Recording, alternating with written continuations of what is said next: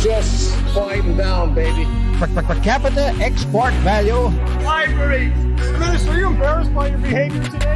There's a lot of bleeding hearts around. Do you have the fortitude or the gonads to stand up and come across here and say that to me, you son of a bitch? Just watch me. He certainly went too far, Mr. Speaker, when I saw him stick his tongue out. Contemptuous disregard. More than a slab of bacon talking here. The disappointment you also feel is my responsibility. I lost my temper. What is the nature of your thoughts? The word was FART.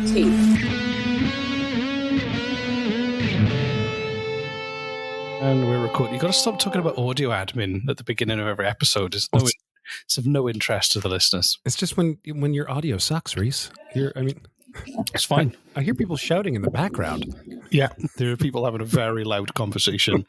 It's not ideal. So, don't you own a podcasting company?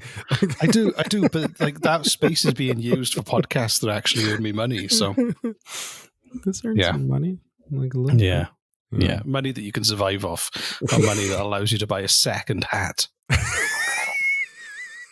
I mean, the dream is real. Yeah. So, welcome, ladies and gentlemen, to another raucous episode of Canadian Politics is Boring. I am the facetious Jesse Harley, and with me, as always, is the scrubbed down and ready to party Reese Waters. Reese, say hello. Hi. How was your sand scrub? My Sanskrit. Your sand. I don't communicate in that language, but hey, Jesse, we had good news. We had a speak pipe. Oh, fuck yes. Good news and bad news. Good news is we had a speak pipe and it was great. Should we play it? Yeah, we should play it. They didn't say not to, so hang on. Here we go. Okay. Hello, Jesse and Reese. Happy 200 episodes from a big fan of your show and of Jesse's ASMR. There we go. Very fucking face, Reese. It was very, very sensual. Oh, that was great. That was great. Finally, a fan who loves my ASMR. I told you, man. I fucking told you. It's great. Hold on. Let me take a sip of my hot coffee.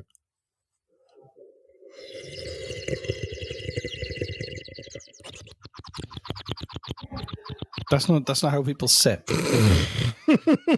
Anyway. I think we got some 200 happy 200th episode emails as well. We did. We should read them, but I don't know. Do you want to? I mean, I don't know if we can just kind of gloss over them a little bit. Yeah, they said one was, "Hello, gentlemen. I'm enjoying your podcast approximately 27,000 feet on a private plane on the way to a client site in Newfoundland. Congratulations on 200 episodes and many more," which is nice. And who was that from? That was from somebody. Don't say his full name. That was from someone called Michael. It's from, okay, yeah, Michael. Michael wrote us back while on a private plane, and I'm very jealous. But thank you so much, Michael, for reaching out and saying hi.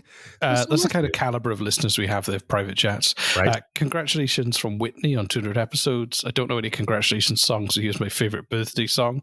And she sent a song called "A Cat Licking Your Birthday Cake," which is great. I watched that. It was wonderful. It made my day. Thank you so much, Whitney.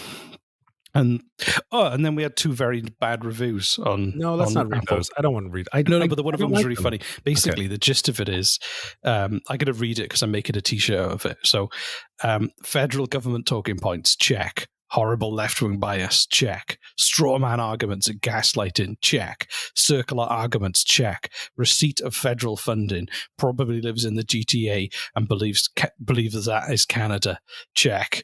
More than likely lives in Ontario and will tell you how to live properly whilst that province pays more than $1 billion per month in interest on provincial loans, mainly due to the mismanagement prices, check. Let me guess, the budget will balance itself as long as it identifies as balanced, right? And that was from someone called Bam Bigelow.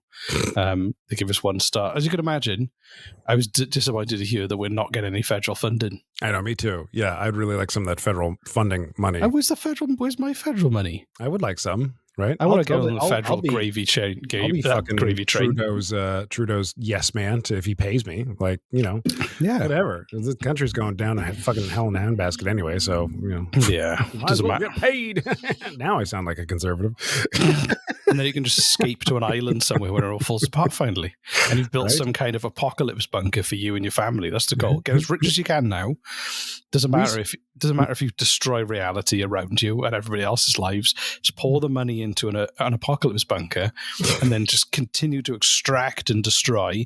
And then when it gets to the point, you just retreat to the bunker. Everybody else dies. And then eventually your great-grandkids could leave the bunker and it'll be a fresh start. This is Reese's retirement fantasy. It's not my retirement fantasy. I think it's the retirement fantasy of most of the people running the world. Oh, okay. I suppose that's all right. So thank you, everyone who left us messages and congratulating us. And we also had a number of people in our Patreon reach out and congratulate us. Thank you guys there. Don't forget, for all the rest of you, we do have a Patreon. I'm getting a phone call. Is it a spammer? Is it a scam artist? Who is it? Have you got another scam phone call? No, it was somebody else. Okay. It was too bad. Oh, well. Oh, anyway. Oh, well. So, Jesse. Hello? Yes, Reese. You are still there, yeah. Have you ever heard of a thing called the Suez Canal? It actually sounds very familiar. Have you ever heard of the Suez Canal? I don't know what that is. Have you ever heard of the Suez Canal crisis? Nope. So this week's episode is remember I teased it the last episode, is called The Prime Minister Who Stopped World War III. And so the Suez Canal... The what? Suez Canal. The Prime Minister Who Stopped World War III? Yes. All right, I'm in. I'm going to sit back in my chair and bring my mic nice and cozy close up to me. At least try and participate as well. All right. I guess. Yeah, can't just sit back entirely. So you're asking a lot of me here, man. So the Suez Canal links the Mediterranean Sea to the Red Sea. And it was built by Egyptian workers under the French and British-owned Suez Canal Company, and it opened in 1869. So it's like a really important shipping channel that means you don't have to sail all the way around Africa. Okay. Like the Panama Canal? Vividly. Strategically important canal. Yes. That means you don't have to sail around the whole continent. Yes, exactly. Yeah. Yeah, there we go. Looks good. So it's like a shortcut. Right. All right. So the Suez Canal is where is the Suez Canal? Egypt. Oh, neat. Between the Mediterranean Sea and the Red Sea. I did say that. You did say that? Yeah, I don't pay attention, man. Come on. So seriously. It's like even one of those people, those TV shows, British TV shows that go to North America and they stand on a street with a map of the world and they mock North Americans by saying, "Can you tell us where France is?" And they point at like the ocean. They did. You're like one of those people. There was I saw that once. It was very funny. I think it was an American television show making fun of Americans. And they were asking them where they should, this was years ago, but like, where should they bomb next? Where should America bomb next? And everybody said Afghanistan. And then they brought it a map of the world, which they had relabeled, and they had relabeled Australia as Afghanistan. And they had asked people to please point out where Afghanistan was. Now, if you asked me on the map to point out where Afghanistan was, I couldn't. I can tell you the general area, so I'm not great at that. But most people saw Australia labeled as Afghanistan. They're like, "Oh, right there it is." Like so many, it was very, very funny. I love it. I've seen that as well, where people like, we need to invade them, and they don't know where there is. Yeah, and it's amazing. But anyway, the British and French did know where it was, and they invested the money to kind of build the canal, and then kind of controlled it. So it was owned and operated by the Universal Company of the Suez Maritime Canal. So it was an Egyptian registered company, but all the shareholders were mainly French and British. All right. And it's the only land bridge between Africa and Asia in terms of, but it was in Egyptian territory. So because it was so strategically important, it was massive for Europe and like the colonial powers of the time, because this was like the 1950s when like there was still colonial powers, and half of the traffic going through the canal was was basically gasoline or petroleum, and also 2/3 of Europe's oil passed through the canal. So it was one of the most important strategic points. So to respond to that, Britain had a military garrison with 80,000 troops. To respond to what? What? To make sure that they secured the canal. So it was one of the largest military installations in the world at the time. Wow. Okay. So 80,000 troops. That's a lot. It's a lot of people. Sounds like a lot. Ever hang out with 80,000 people at the same time? I mean, there was a sex party across the street once. 80,000 people. It was a lot. It was a lot of people. Yeah. I don't know what this has to do with Canada, man. Well, I get into it. Come on, Jesse. This is episode 201. You should know by now that it will get there. So, the Egyptian president at the time, Gamal Abdel Nasser, was his name. Hold on, what? Gamal Abdel Nasser. Abel. I just want to hear you say it again. Okay. So on the 26th of July, 1950. It just sounded like you were trying to speak with a mouthful of marbles. So on July the 26th, 1956, he nationalized the canal, which meant that, he seized it for Egypt from the British and the French. And in response to this, Britain, France, and Israel plotted to attack the canal and the Egyptians without informing the US, Canada, or any of their NATO allies. And Israeli forces advanced within 42 kilometers of the canal in the October of that year. And Britain and France... Yes. Britain and France ordered both. You get all choked up whenever you speak of Britain and France. I know. I missed them. So Britain and France, they asked. Britain and France pretended that they were angry at Israel for advancing, and it was a pre-planned move with Israel. And then we're like, no, Israel pulled back, but they were actually working together. And the Egyptians, it was just a plot to kind of, I think they were trying to set up a situation where they could invade to like make peace happen or whatever. So on 31st of October, Britain and France began bombing the canal because Nasser had refused to retreat. I love the idea that this is the most strategic, important point for them in the area, and then they decide to bomb it for some reason. Okay. Yeah. It's politics for you. Hopefully. Yeah.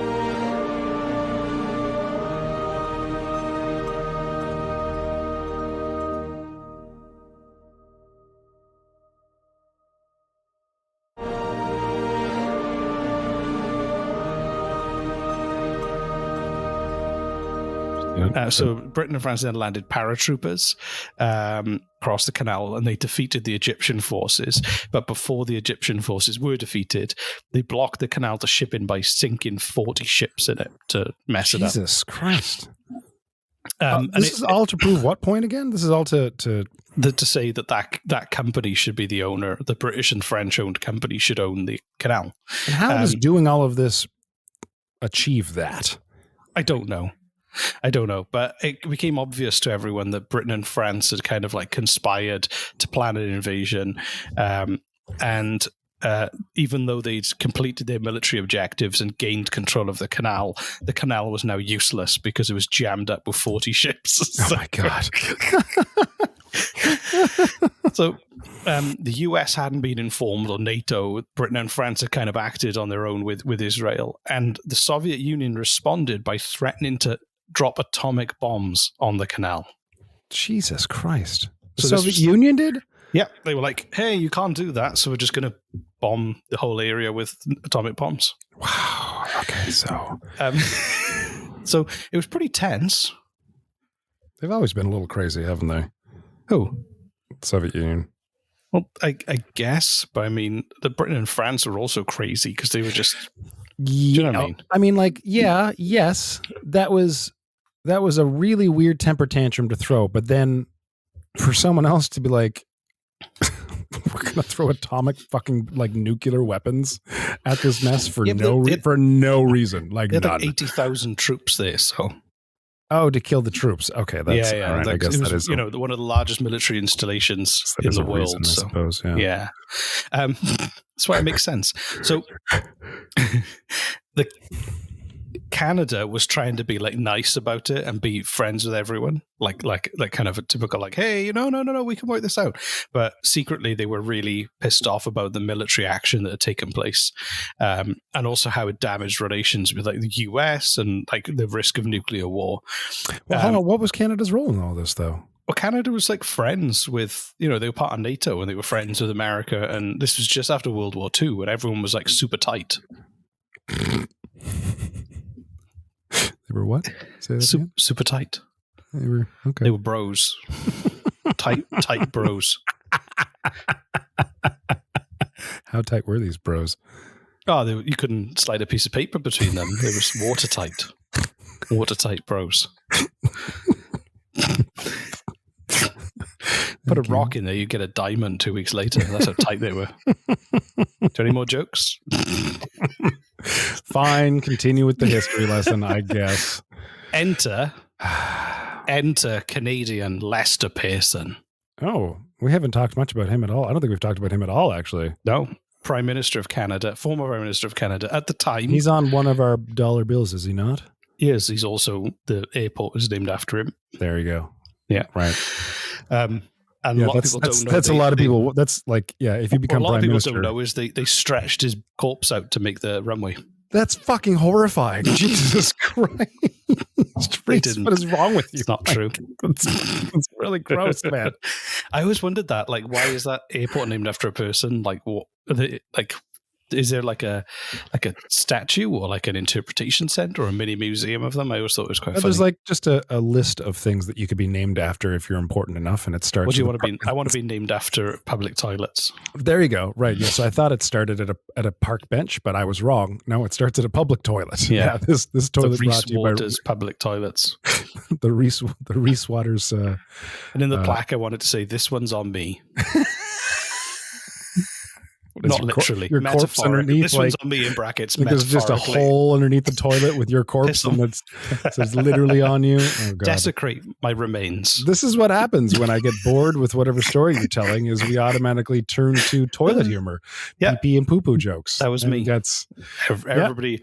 No one can beat a good old fart. Anyway, back to the history. Back to the history. Lester Pearson was. Don't worry, I'll bring up more dick jokes and fart jokes later. It's perfect. Okay. Perfect. If you're as bored as me. Lester Pearson was not. He obviously wasn't prime minister at this time. He was younger. Obviously, in between World War I and World War II, he was employed by the Department of External Affairs, and he had a background as a historian. He was sent. Wait. Does this story help lead to him becoming prime minister? Because if so, I don't care. Okay, please keep going. Or something. I don't know.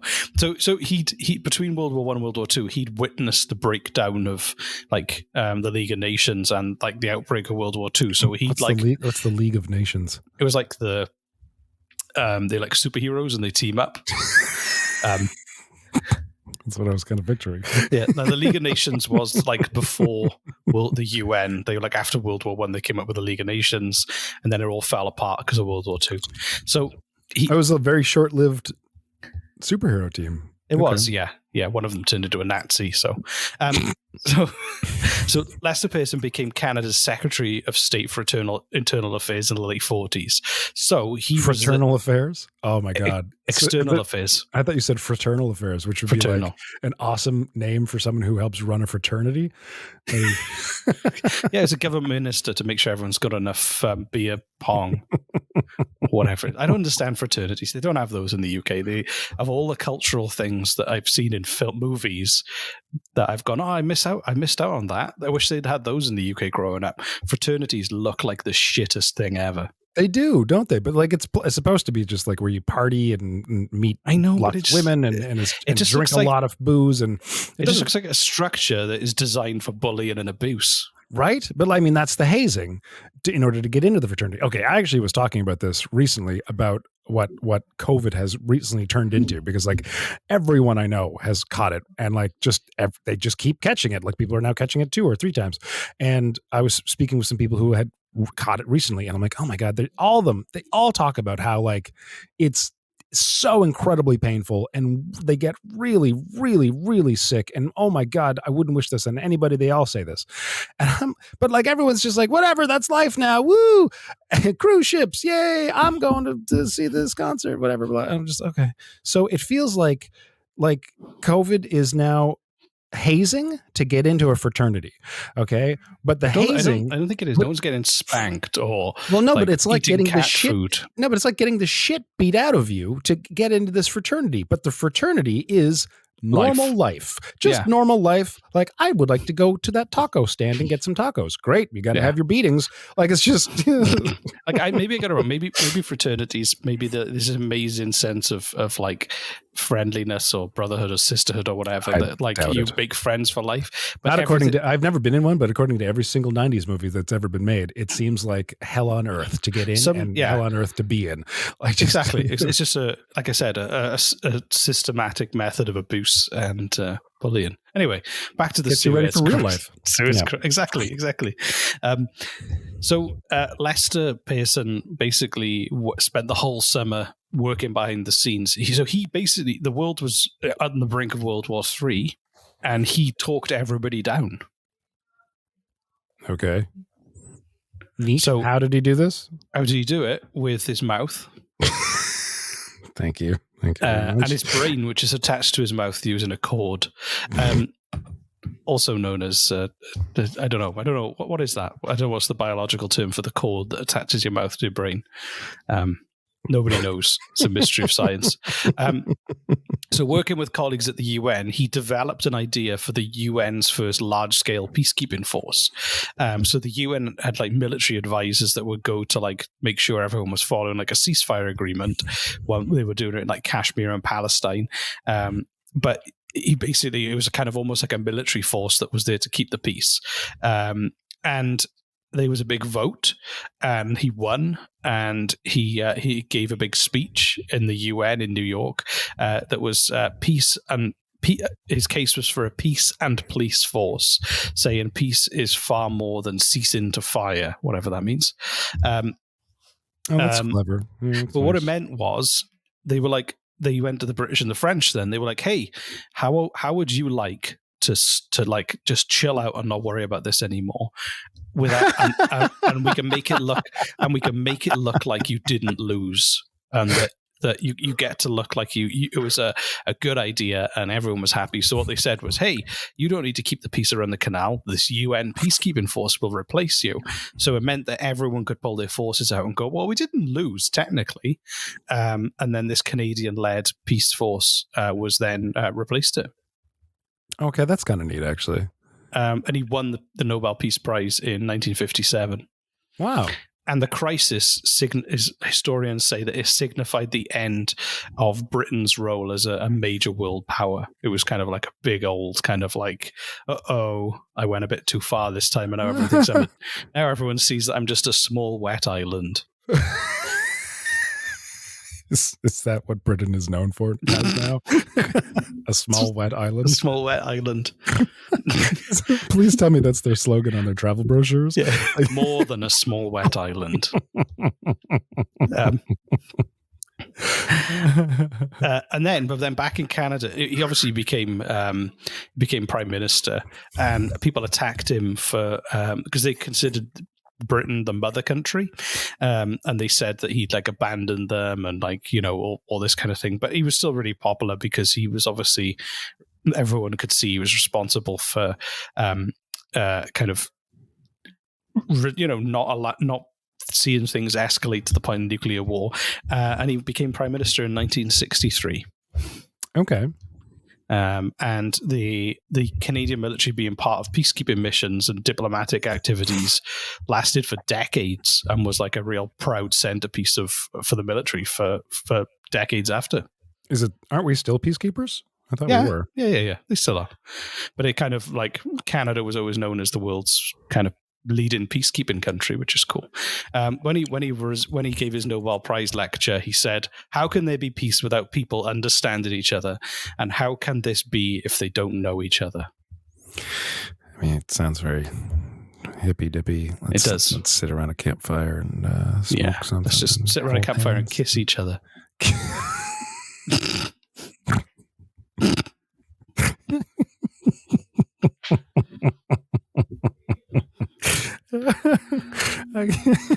And this is why people get into politics.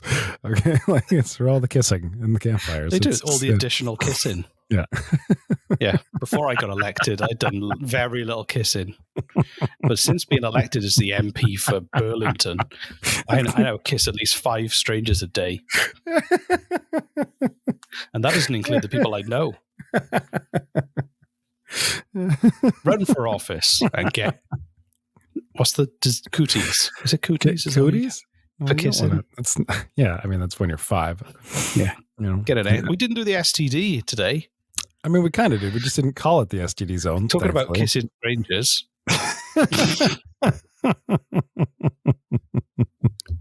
Anyway, so that's the story of the Prime Minister who stopped World War III.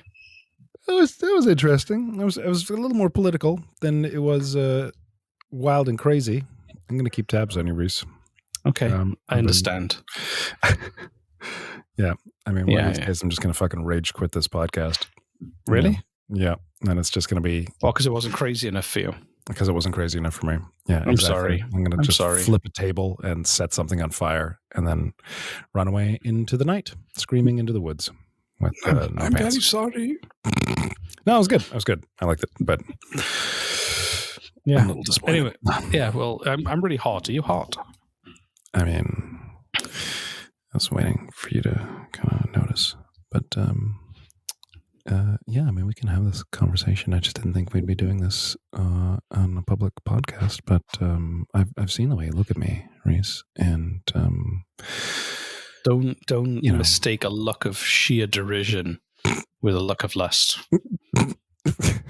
Oh, was that what that was? Okay, sorry. Yeah, totally.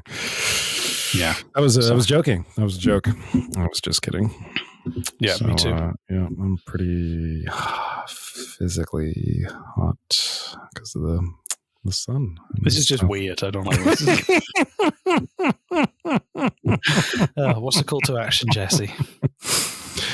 Call to action for all you dear listeners is send us a SpeakPipe message. Well, wait, hold on. Just I want to get SpeakPipe up and running. Kind of like our dear ASMR listener who remained anonymous. You don't even have to give your email. It's just in a little. You click the little link in the show notes of the whatever podcast your provider you're listening to, and within seconds you can be leaving us a voice message anonymously if you so choose. There's no sign up, there's no credit card, there's no email. It's very simple. You're over explaining it rather than say all the things that isn't. No, I just know people don't want to sign up for something. Just say that you can just press a button and record your voice, and that's it. You could do, yeah. You could also be anonymous. You can anonymously. That's that word made up for those 3 sentences. The word anonymous. But what should they send? So I'm telling them to send us a SpeakPipe. Reese, you have to tell us. Tell them what on the SpeakPipe they have to send us. We've done haikus before. We've done. How would you have resolved the Suez Crisis? Jesus, I shouldn't have asked. Let us know now. Immediately stop whatever you're doing. Exactly. Pause this podcast and send it to us right now. For a time machine, we go back in time and we can tell Lester Pearson to have another go. Well, dear listener, thank you so much for taking time out of your very precious day to listen to us, to stick us in your ear holes. This has been Jesse Harley, ASMR extraordinaire master, coming to you live in the Canadian Politics is Boring airwaves. And Reese. Bye. That's, yeah. All right. I guess we're done here. Okay.